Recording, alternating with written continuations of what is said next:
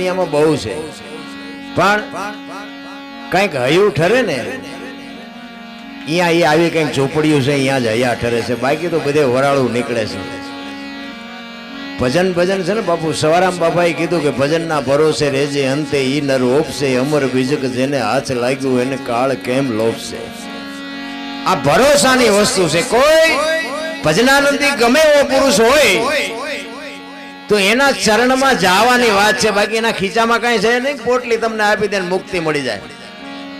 પણ ઈ કે આપણો સદગુરુ કે કોઈ એવો સત્ય સનાતન ધર્મનો અધિકારી કોઈ માણા આપણને કઈ કે ભાઈ આ માર્ગે હાલો, ઈ માર્ગે હાલવાની વાત છે.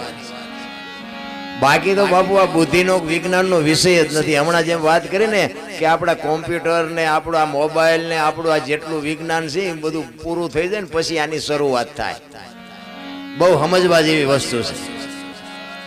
આજના ડોક્ટરો છે ને મહેનત કરી કરીને થાકી જાય ને પછી એમ કે તમારા ભગવાનના માતાજીને કોકને યાદ કરો. કેમ ભાઈ તમારી પાસે દવાઓના કોથળા ખૂટી રહ્યા છે? એટલે શેડે તો ન્યા જ આવવું પડે એમ છે. એમ માણસ એક જ બાપુ ભજન કરી શકે. એક લખી લેજો 84 લાખ યોની છે ને એમાં ભજન માણા એક જ કરી શકે અને દાંતે માણા એક જ કાઢી શકે. બીજા કોઈ જીવ દાંત નથી કાઢી શકતા. તમે ભેંસો ને કેમ એટલું ધૈર્યું હોય ને તો ભેંસ આમ અંદરથી રાજી થાય કે આજ મજા આવી, પણ દાંત નો કાઢી શકે. દાંત માણા એક જ કાઢી શકે. તે માણા જ અટી મણના થોબડા લઈને રખડે, મોઢું નથી મરકાવતા. એટલે આ માણાનો અવતાર એક જ આનંદ કરે એવો છે તો કંઈક કરી લ્યો, બાકી મરી જવાનું છે. પણ એવા ઠેકાણે કંઈક જ્યારે બેઠા હોય ને ત્યાં ભાઈ મજા આવે. જેમ હમણાં સાહેબે કીધું ને એમ બાપુ ચાર્જિંગ આપણું વધી જાય. આ ચાર્જિંગ સડાવવું ન પડે, પણ એવી જગ્યાએ કાયા જેની કુબડી પડછંદ જેના પ્રાણ, સંતને સુરા નિપજાવતી હોરઠ રતનની કાંઠ. એક તમે વિચાર કરો કે રામદેવજી બાપા જન્મે ક્યાં અને વયા આવે ક્યાં? શું કામ? અહીંયા શું છે? અહીંયા આવવાનું કારણ શું?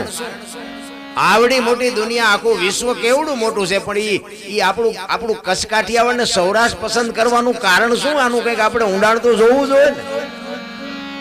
કોઈ ગામ એવું નહીં હોય કે રામદેવજી બાપાનું મંડળ નો હોય, મંદિર નો હોય કે નેજો નો ફરકતો હોય, એવું એક ગામ નહીં હોય.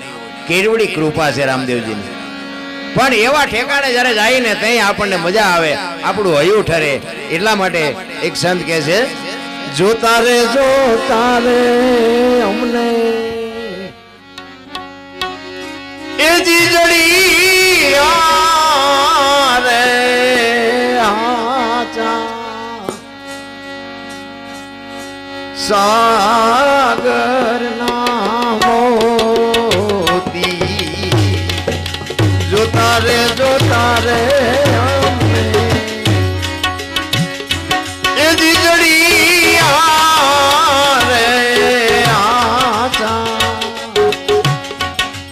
સાગર ના મોતી.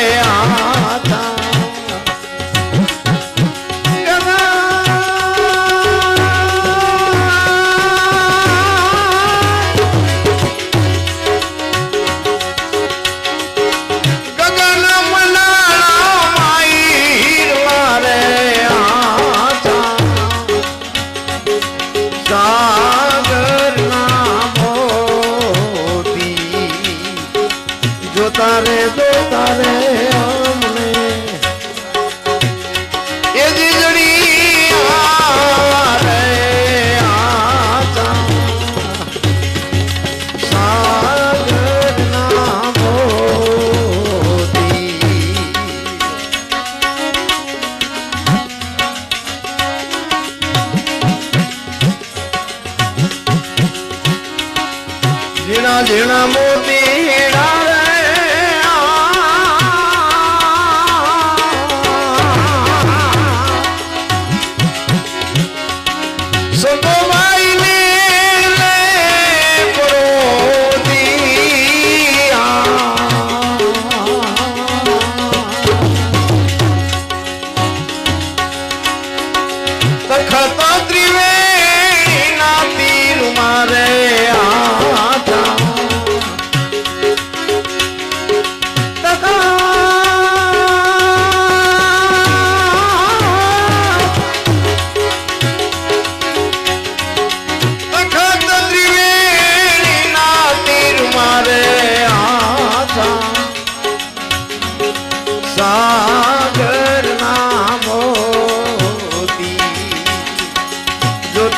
જોતા રે અમને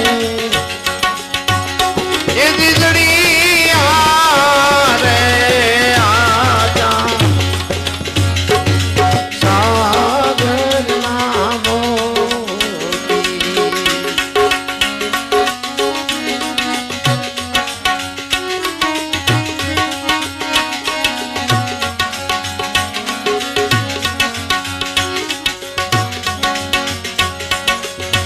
કબીર બાપુ કહે છે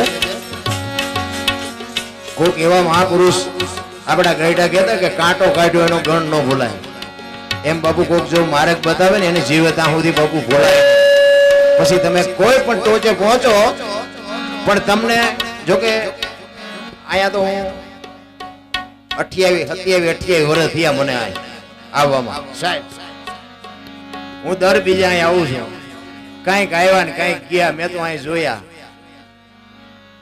હારા બાપુ આમ રિવોલ્વર ટીંગાતી હોય ને ઈ આવ્યા અરે આની વાત નો થાય ને ઈ પાસે ડેલા બાર જોઈને ઠોક બોલવા માંડ્યા પણ આય કાંઈ ફેર પડ્યો એવું મને લાગ્યું નહીં અહીંયા તો જેમ હાલે એમ જ હાલે આ કેવું ભજન છે હજી આપણને ટપા જ નથી પડતા એટલે મહાપુરુષો કહે છે કે જે તમને માર્ગ બતાવે ઈ બાપુ જીવનમાં ભૂલો એટલે તમે સમજી લેજો તમારી ગાડી ગઈ પાટે કોઈ પણ માણસ સમાજ કોઈ બી હોય વ્યક્તિ કોઈ બી હોય ધર્મ કોઈ બી હોય પણ તમને જેને માર્ગ બતાવ્યો એનું આ જીવનમાં તમે ઋણ જો ચૂકવી ન શકો ને ભૂલી જાઓ તો આ દુનિયામાં તમારું લિસ્ટમાંથી નામ ન રહે પછી સામે ગમે એ વ્યક્તિ હોય તમારું ગમે એ કુળ હોય અને સામેનું કુળ ગમે એ હોય તમે વિચાર કરો રાજરાણી મીરાબાઈ એના ગુરુ ચમાર હતા પણ બાપુ આજે એની વાહે એનું નામ લેવાય છે એમ બાપુ એ ભૂલ્યા નથી એમ મહાપુરુષો એટલા માટે કહે છે કે કોક એવી જો કંઈક તમને મને વસ્તુ એવી ગોતી દે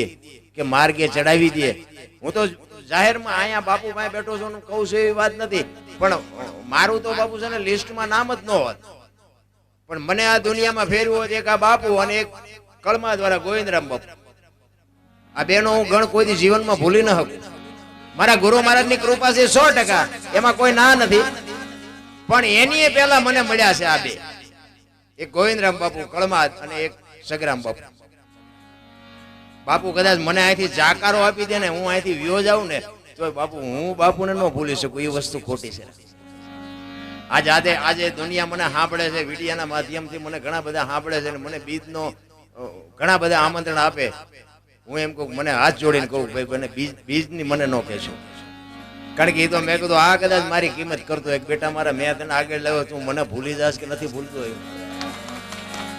બાકી એવી કદાચ મારા ભારોભાર રૂપિયા જોકી દેતો એ અનોક્ષીના લોહીમાં ફેર ન પડે એ વાત ખોટી એમ જીવનનો સિદ્ધાંત હોવો જોઈએ મારું કુળ કયું મારું ખાનદાન કયું મારા મા બાપ કોણ આનો પાવર ન હોય તો મરી જવાય એક આપણી શેરીનું કૂતરું રાતે 2 વાગે આવો અને તમને જોઈને તમારી શેરીનું કૂતરું તમને જો પૂંછડી જોઈને પટપટાવે નહીં તો મરી જવાય તમારું કૂતરું તમને નથી ઓળખતું જગત શું ઓળખે પણ તમને ઓળખાણ આપવા વાળો કોણ કહેવાનો મારો મિનિંગ ઈ છે તમે અને હું આ દુનિયામાં જ્યારે આવ્યા ને બાપુ કોઈ ઓળખાણ નહોતી એટલે બાપુ જેસલની વાણી સતી તોરલની વાણી કહે છે કે જાડેજા સદગુરુના દેશમાં માન સરોવર હંસલા બેઠા એની પાળ મોતી ચરે હવા લાખ ક્યાં મોતીની વાતો છે એક વાણી કહે છે ગુરુ ગમતી ગોતો ગગનમાં ક્યાં છે ગુપ્ત ગંગા દેખ્યા હોય તો કઈ બતાવો મોતી કેસા રંગા એક વાણી કહે છે હંસલા હાલો હવે મોતી નહીં મળે